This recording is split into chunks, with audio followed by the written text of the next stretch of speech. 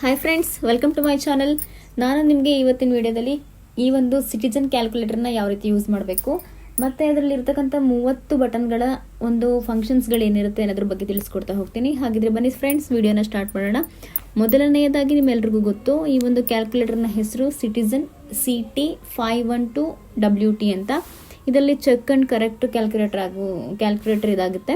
ಹಾಗಿದ್ರೆ ಬನ್ನಿ, ಈ ಒಂದು ಕ್ಯಾಲ್ಕುಲೇಟರ್ನ ಮಹತ್ವ ಏನು ಅಂತ ಹೇಳೋದಾದರೆ, ಫಸ್ಟು CT512 ಅಂತ ಅಂದರೆ ಇದರಲ್ಲಿ ಡ್ಯುಯಲ್ ಪವರ್ಡ್ ಬ್ಯಾಟ್ರಿ ಇರುತ್ತೆ, ಹೈ ಪವರ್ ಸೋಲಾರ್ ಇರುತ್ತೆ, ಪ್ಲಸ್ ಬ್ಯಾಟ್ರಿ ಸೆಲ್ಗಳು ಕೂಡ ಇರುತ್ತೆ ಮತ್ತು ಬ್ಯಾಕಪ್ ಬ್ಯಾಟ್ರಿನೂ ಕೂಡ ಹೌದು ಇರುತ್ತೆ. ಹಾಗಿದ್ರೆ ಇದು ಬನ್ನಿ, ಈ ಒಂದು ಕ್ಯಾಲ್ಕುಲೇಟರ್ನ ಯಾವ ಒಂದು ಕಂಡೀಷನಲ್ಲಿ ಯೂಸ್ ಮಾಡ್ಬೋದು ಅಂತ ಹೇಳ್ತೀನಿ. ಯಾವ ಒಂದು ಕಂಡೀಷನಲ್ಲಿ ಅಂದರೆ, ಈ ಕ್ಯಾಲ್ಕುಲೇಟರ್ನ ಎಲ್ಲ ಕಂಡೀಷನಲ್ಲೂ ಯೂಸ್ ಮಾಡ್ಬೋದು. ಮತ್ತು ನೈಟ್ ಮಾತ್ರ ಯೂಸ್ ಮಾಡಲಿಕ್ಕಾಗಲ್ಲ, ಯಾಕಂದರೆ ಲೈಟನಿಂಗ್ ಇರಲ್ವಲ್ಲ, ಆ ಟೈಮಲ್ಲಿ ಯೂಸ್ ಮಾಡೋಕ್ಕಾಗಲ್ಲ. ನೀವು ಕರೆಂಟನ್ನು ಲೈಟನ್ನು ಆನ್ ಮಾಡ್ಕೊಂಡು ಯೂಸ್ ಮಾಡ್ತಾ ಹೋಗ್ಬೋದು. ಇದರಲ್ಲಿ ಈ ಒಂದು ಪ್ಯಾಡ್ಗಳಲ್ಲಿ ಲೈಟ್ಸು ಆನ್ ಆಗಲ್ಲ. ಇದು ಫಸ್ಟ್ ಒಂದು ಇನ್ಫಾರ್ಮೇಷನು.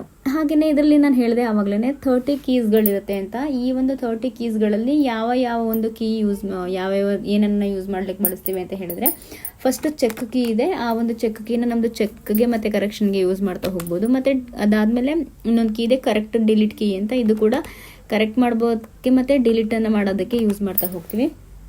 ಹಾಗೆಯೇ ಮತ್ತೊಂದು ಕೀ ಇದೆ, ಆನ್ ಆ್ಯಂಡ್ ಆಫ್ ಅಂತ. ಇದನ್ನು ಪವರ್ ಆನ್ ಮಾಡಲಿಕ್ಕೆ ಯೂಸ್ ಮಾಡ್ತೀವಿ. ಮತ್ತು ಎಲ್ಲ ಒಂದು ಕೀನ ಎಲ್ಲ ಒಂದು ಕೀನ ಕ್ಲೋಸ್ ಮಾಡೋದಕ್ಕೆ, ಕ್ಲಿಯರ್ ಮಾಡೋದಕ್ಕೆ ಕೂಡ ಇದನ್ನು ಯೂಸ್ ಮಾಡ್ತೀವಿ. ಹಾಗೆಯೇ ಪ್ಲಸ್ ಬಾರ್ ಮೈನಸ್ ಅಥವಾ ಪ್ಲಸ್ ವೈ ಮೈನಸ್ ಕೀ ಇದೆ.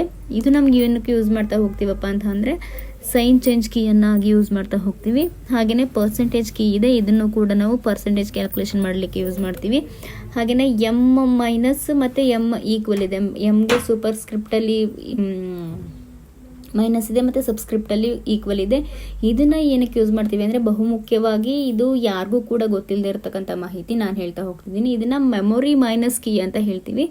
ಮೆಮೊರಿ ಮೈನಸ್ ಕೀ ಆಗಿ ಇದನ್ನು ನಾವು ಯೂಸ್ ಮಾಡ್ತಾ ಹೋಗ್ತೀವಿ. ಅದೇ ರೀತಿಯಾಗಿ ಎಮ್ ಸೂಪರ್ ಸ್ಕ್ರಿಪ್ಟಲ್ಲಿ ಪ್ಲಸ್ ಇದೆ ಮತ್ತು ಸಬ್ಸ್ಕ್ರಿಪ್ಟಲ್ಲಿ ಈಕ್ವಲ್ ಇದೆ. ಇದನ್ನು ಮೆಮೊರಿ ಪ್ಲಸ್ ಕೀ ಆಗಿ ನಾವು ಯೂಸ್ ಮಾಡ್ತಾ ಹೋಗ್ತೀವಿ. ಇದು ಕೂಡ ಯಾರಿಗೂ ಗೊತ್ತಿಲ್ಲದಿರತಕ್ಕಂಥ ಇನ್ಫಾರ್ಮೇಷನ್ ನಾನು ನಿಮಗೆ ಹೇಳ್ತಾ ಹೋಗ್ತಿದ್ದೀನಿ.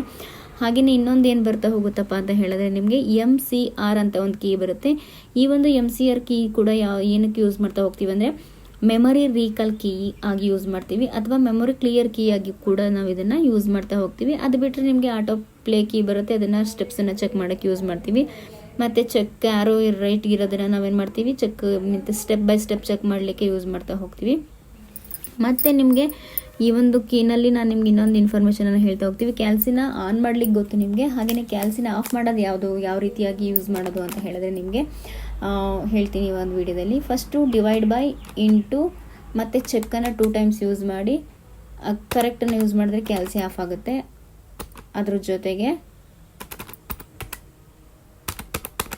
ಇನ್ನೊಂದು ರೀತಿಯಾಗಿ ಕೂಡ ನಾವು ಕ್ಯಾಲ್ಸಿನ ಆಫ್ ಮಾಡ್ತಾ ಹೋಗ್ಬೋದು. ಯಾವ ರೀತಿಯಪ್ಪ ಅಂತ ಹೇಳಿದ್ರೆ, ಈ ಡಿವೈಡ್ ಬೈ ಇಂಟು ಮತ್ತು ಚೆಕ್ ಒಂದ್ಸಲ ಕರೆಕ್ಷನ್ 2 ಟೈಮ್ಸನ್ನು ಯೂಸ್ ಮಾಡಿದ್ರೆ ನಿಮಗೆ ಕ್ಯಾಲ್ಸಿ ಆಫ್ ಆಗುತ್ತೆ. ಈ ಒಂದು ಟ್ರಿಕ್ಸನ್ನು ನಿಮ್ಗೆ ಯಾರು ಹೇಳ್ಕೊಟ್ಟಿಲ್ಲ, ನಾನು ನಿಮ್ಗೆ ಹೇಳ್ಕೊಡ್ತಾ ಇದ್ದೀನಿ ಅಂತ ಹೇಳ್ತಾ ವಿಡಿಯೋನ ಮುಗಿಸ್ತಾ ಇದ್ದೀನಿ. ವಿಡಿಯೋ ಇಷ್ಟ ಆದರೆ ಲೈಕ್ ಮಾಡಿ, ಶೇರ್ ಮಾಡಿ, ಕಮೆಂಟ್ ಮಾಡಿ. ಹಾಗೆ ನನ್ನ ಒಂದು ಚಾನಲ್ನ ಸಬ್ಸ್ಕ್ರೈಬ್ ಮಾಡಿ. ನೆಕ್ಸ್ಟ್ ವಿಡಿಯೋದಲ್ಲಿ ಸಿಗೋಣ.